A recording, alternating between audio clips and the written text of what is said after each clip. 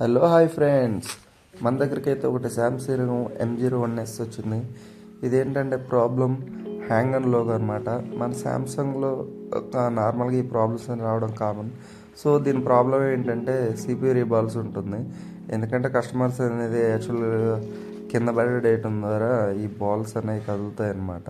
Hang and లోగోలో అనేది రావటం అనేది కామన్ ప్రాబ్లం. సో ఇదేంటంటే CPU రీబాల్ చేయాల్సి ఉంటుంది. నేనైతే ముందుగా CPU యొక్క షీల్డ్ అయితే రిమూవ్ చేశాను. సో CPU యొక్క గ్లూ అయితే కట్ చేసుకోవాలి. ఇది బ్లాక్ పేస్టెడ్ ఐసి. ఇది ఏంటంటే 250-40లో పెట్టుకొని గ్లూ అంతా 4 సైడ్ గ్లూ కట్ చేసేసుకుందాం. చాలా ఈజీ అండ్ CPU రీబాల్ అనేది చాలా కష్టంగా ఫీల్ అవుతారు అందరూ. కాకపోతే ప్రాక్టికల్ అనేది ఉంటే ఈజీ అనిపిస్తుంది. నేనైతే 4 సైడ్స్ గ్లూ కట్ చేసేసుకున్నాను. ఇప్పుడైతే ప్రాపర్గా హీట్ చేసుకోవాలి. ప్రాపర్గా హీట్ చేసేసుకొని మెల్లమెల్లగా CPU అనేది ఓపెన్ చేసేయాలి. తర్వాత మొత్తం డౌన్గ్రేడ్ చేసేసుకోవాలి. ఎక్కువగా ఏంటంటే ఈ 4 సైడ్లో రెసిస్టర్ కెపాసిటర్స్ ఉంటాయి. ఇవనేది డిస్టర్బెన్స్ అవ్వకుండా, ఏది మిస్ అవ్వకుండా జాగ్రత్తగా 4 సైడ్ అనేది నీట్గా క్లీన్ చేసుకోవాలి. వేస్ట్ అంతా రిమూవ్ చేసుకొని మంచిగా క్లీన్ చేసేసుకొని మళ్ళీ ఫ్లెక్స్ చేసేసుకొని పిక్ చేసుకోవాలి. ఇదైతే 4 కార్నర్స్లో ఉన్న గ్లూని అయితే నేను మళ్ళీ రిమూవ్ చేయడం జరుగుతుంది. ఎక్కువ శాతం ఏంటంటే చాలామంది ఆ గ్లూ అనేది క్లీనింగ్ అనేది చేయరు. దానివల్ల CPU ప్రాపర్గా ఇన్స్టాల్ అనేది అవ్వకపోవడంతో మొబైల్ అనేది కూడా ఆడతారు. సో ఈ గ్లూ అనేది చాలా important cleaning. 4 side CPU fix చేసిన తర్వాత క్లీన్ చేసుకోవాలి. ఫిక్స్ చేయడం అయితే కంప్లీట్ అయిపోయింది. సో బోర్డ్ అయితే వర్క్ కంప్లీట్ అయిపోయింది. సో ఇప్పుడు ఐసీ అయితే తీసేసుకుందాం. ఈ ఐసీని ఫ్లెక్స్ చేసేసుకొని మొత్తం డౌన్ గ్రేడ్ చేసేసుకుందాం. చేసుకొని మొత్తం పేస్టెడ్ మొత్తం రిమూవ్ చేయాలి. ఎప్పుడైతే లెడ్ అండ్ మనకి లెడ్ ఉంటుందో ఫ్లెక్స్ తోటి ఫ్లెక్స్ మంచిగా ఉండాలి, లేకపోతే గడ్డలు కట్టిపోవడం ఇట్లా జరుగుతుంది. ఓకే, మళ్ళీ ఫ్లెక్స్ చేసుకున్నాను, విక్ చేసుకుంటున్నాను. విక్ చేసేటప్పుడు మరీ ఎక్కువ గట్టిగా ప్రెస్సింగ్ చేయొద్దు. చేస్తే మొత్తము గ్రౌండ్ అయిపోవడం, బాల్స్ కలవడం ఇలా ప్రాబ్లమ్స్ వస్తాయి. నేను ఇక్కడ ఐరన్ బ్రష్ యూజ్ చేస్తున్నాను. ఎందుకంటే అక్కడ మొత్తం కొన్ని బ్లాక్గా ఉన్నాయి కదా, కార్బన్ అనేది పోవాలి, అందుకని అది యూజ్ చేశాను. సో ఇప్పుడు ఏంటంటే ఒకసారి మన PPD తోటి లైట్గా షోల్డరింగ్ చేసుకుంటే స్టెన్సిల్ అనేది గ్రిప్గా పట్టుకుంటుంది అనమాట.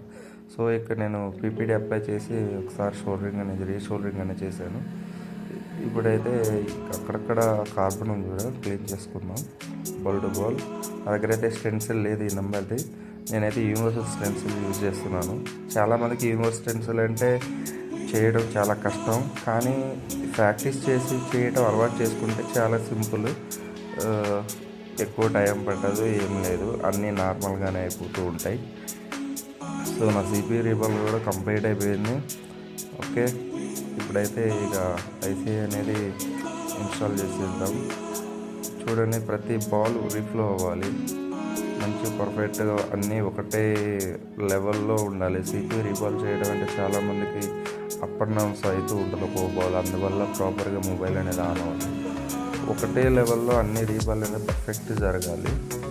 సో నేనైతే నా CPU రీబాల్ అయితే అయిపోయింది. చూడండి, ప్రతి ఒక్క బాల్ మంచిగా సెట్టింగ్ అయ్యింది. ఇలా చేసుకుని మంచిగా రీబాల్ చేసుకోండి. 100% మీకు సక్సెస్ అవుతుంది. ఫోన్ అనేది ఆన్ అవుతుంది. ఇది ఓకే, నా CPU రీబాల్ అనేది అయితే అయిపోయింది. నేనైతే బోర్డుకి ఫ్లెక్స్ అప్లై చేస్తున్నాను. ఫ్లెక్స్ అప్లై చేసుకొని ఐసీ అనేది అయితే ఇన్స్టాల్ చేసేసుకుందాం మనం. మీరైతే ఎక్కువగా ఐసీ ఇన్స్టాల్ చేసే ముందు చెక్ చేసుకోండి. ఐసీ ప్యాడ్స్ మీద ఏమన్నా డస్ట్, నలుకులు ఇలాంటివి ఏమన్నా ఉన్నాయా చెక్ చేసుకొని ఐసీ అనేది పర్ఫెక్ట్గా పెట్టేసుకొని 4 కార్నర్స్ మన గోల్డ్ ఇవి ఉంటాయి కదా, అవి పెట్టేసుకొని 4 సైడ్ ఓకే ఉన్నప్పుడు ఇన్స్టాల్ అనేది చేసుకోవాలి. మంచిగా స్ట్రైట్ హీట్ పెట్టేసుకొని తీసుకొచ్చేసుకొని ఇన్స్టాల్ అవ్వడంలోనే లైట్గా మీరు ఒక 60-80 సెకండ్స్ అలా రీఫ్లో చేసిన తర్వాత ఫ్లెక్స్ అనేది అప్లై చేయండి. ఫ్లెక్స్ అప్లై చేసిన తర్వాత ప్రాపర్లీ సిట్టింగ్ అనేది అయిపోతుంది.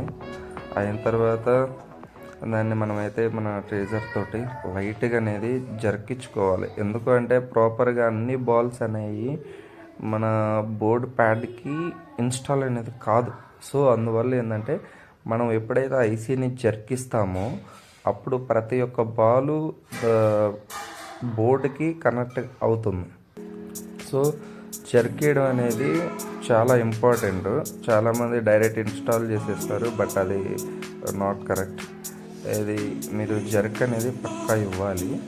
నేనైతే చూడండి మంచిగా ఇన్స్టాల్ అయిపోయింది. జర్కిస్తున్నాను చూడండి, ఇలా జర్క్ ఇవ్వాలి. చాలామంది ఇలా అనాలి అంటే చాలా భయపడతారు, ఎందుకంటే బాల్స్ అన్నీ బయటకు వస్తాయని.